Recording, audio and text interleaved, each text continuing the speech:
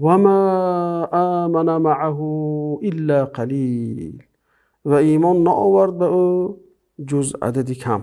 یعنی از این آیه چی فایده میگیریم؟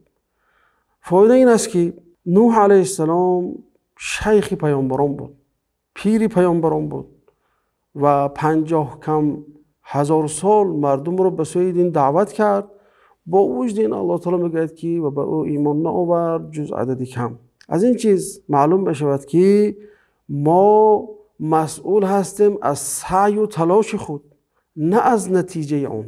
یعنی هر یک انسان دعوتچی مهم سعی کند، مهم تلاش کند، مهم انسانهای دیگر رو دستشون رو گیرد و به سوی راه راست هدایت کند.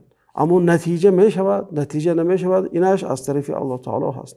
پیامبر ما رو خدا میگه که ما علیک الا البلاغ و ما انت علیهم بجبار، یعنی که تو وظیفت فقط رساندن است، تو برای اونها مجبور کننده نیستی که اونها این راه رو قبول کنند، فقط برای تو این پیشکش کردن و راهنمایی کردن اونها هست. یعنی که در حدیث دیگر هم میبینیم که پیامبر میگن که پیامبرهای میآیند که در روز قیامت همراهشون یک نفر هم نیست خلن، یعنی که یک خودش بدون امت در زمین محشر حاضر می شود.